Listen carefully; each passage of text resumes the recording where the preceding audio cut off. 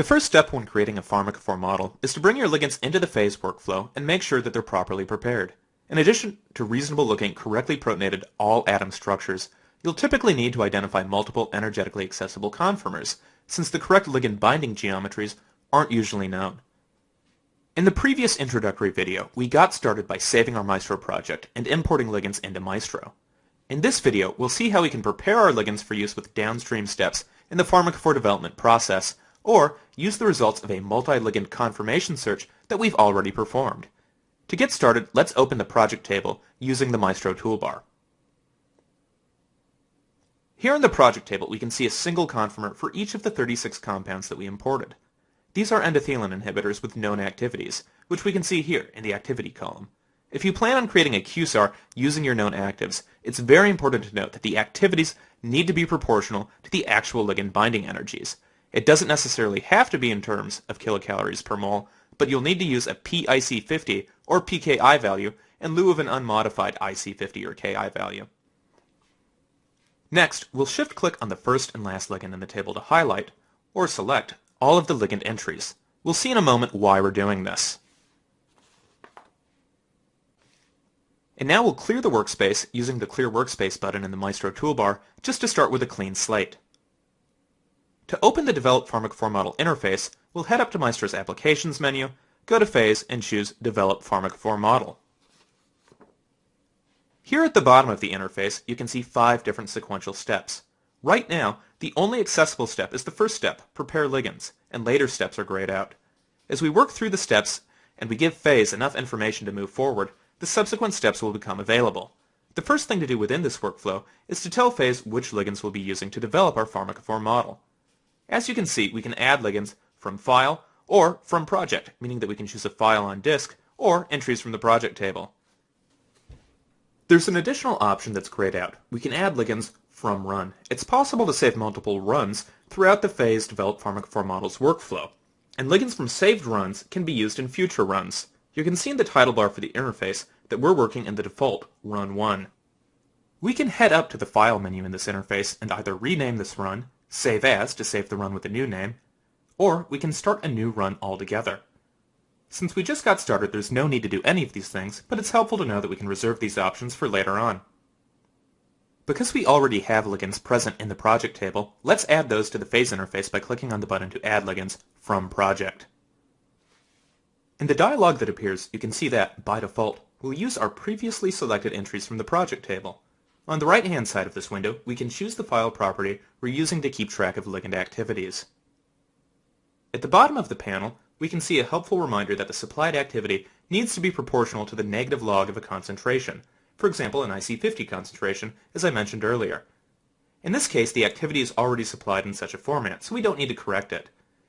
An important thing to remember here is that if your activity property is in micromolar or nanomolar units, you'll want to supply a weighting factor in this field of 10 to the minus 6 or 10 to the minus 9th respectively. We can bring our selected ligands into the Phase workflow by clicking on the OK button. Then, in the Phase interface, we can place ligands in the workspace and highlight them in this table similar to the way in which we manipulate row contents in the project table. Clicking on the diamond next to a ligand name will place it in the workspace, and of course we can shift-click and control-click to bring multiple entries in and out of the workspace. We can also click on individual rows in the table to highlight or select them. Right-clicking on a row displays a context-sensitive menu with a few options. We have options for treating stereoisomers as individual or separate entities. For example, if you have activity data for a racemic mixture, you'll want to make sure that you have all the stereoisomers grouped into a single row here. Of course, there are also options for exporting data out of the interface and deleting structures. Here in the ligand table, we can see a ligand conformer count. Right now, there's only one conformer per ligand, because we haven't yet fully prepared our ligands. There are 2 steps to doing this. First, we clean the structures. Among other things, this step ensures that ligands are in a reasonable protonation state. Once that step is completed, we can go ahead and generate conformers.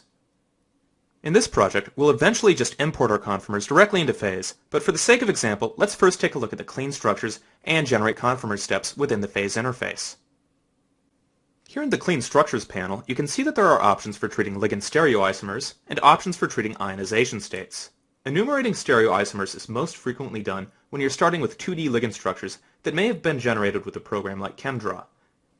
If the 2D structures are accurately tagged with R and S chiral centers, you can choose to retain specified chiralities. This will ensure that R and S tagged chiral centers retain their specified chirality, but enumerate chiral states for any unspecified chiral centers. If you're starting with 3D structure files, the second option is usually most suitable. When you choose to determine chiralities from 3D structure, output structures will have the same chirality as their corresponding 3D input structure. Finally, in rare cases, you may need to enumerate all chiral centers, which you can do by selecting the last option. It's possible to cap the number of stereoisomers per ligand. Additionally, we can choose to either retain the original ionization state, neutralize, which is not typically a good idea, or predict likely ionization states at biological pH. If multiple ionization states are found for a single ligand, those multiple ionization states will all be grouped in the same row in the ligand table. We can submit the structure preparation by clicking on the green Start button, but in this example we'll go ahead and dismiss the panel. The Generate Conformers panel, which controls how ligand conformers are created, contains what might look like an intimidating number of options, but most of these options are fairly straightforward. The most important option here has to do with the search methodology. You can use either ConfGen, which is a systematic ligand torsion search method, or mixed MCMM low-mode searching. For the most part, other options in this panel describe either options that are specific to the search method, or the energy window and specifications for redundant and high-energy conformer elimination. You can launch the confirmation search by clicking on the green Start button, but we'll hold off on that for now. Remember, it's also possible to directly import the results of a previous confirmation search, so we'll dismiss this panel and import existing conformers instead. To do so, first, let's delete the ligands that I brought in earlier, so as to avoid having any redundant conformers.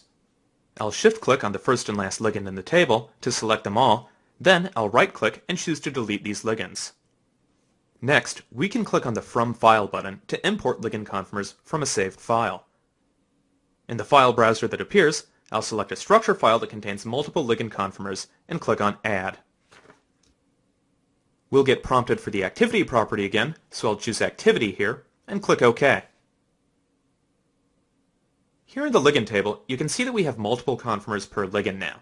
However, if we place one of these ligands in the workspace, Maestro will keep things simple and only show a single conformer. We'll get a chance to look at certain other conformers in a later step. You can see that at this point, the button at the bottom of the screen for the second step, Create Sites, is no longer grayed out, which indicates that we can proceed forward. However, before doing so, there's one more step that we need to take. We need to break our ligand set up into subsets of active and inactive compounds. To do that, we'll click on the Activity Thresholds button. Remember, we're generally defining activity values within phase using PIC50 or pKi values, so higher activity values mean greater ligand potency. We'll set a threshold of 7.3 for the active set and 5.0 for the inactive set. In other words, IC50 values of below 50 nanomolar are active, and IC50 values above about 10 micromolar are considered inactive. The reason for doing this is that highly active ligands are more likely to satisfy a reasonable pharmacophore model, while not all weakly active ligands are likely to do so. We'll go ahead and click on OK to accept this definition of activity and inactivity, and upon doing so, we see that the ligand table is updated to reflect this change. In fact, you'll see that we can sort the table by activity, or any other property, just by clicking on that property's title. Finally, we'll proceed to the next step by clicking on the Create Sites button.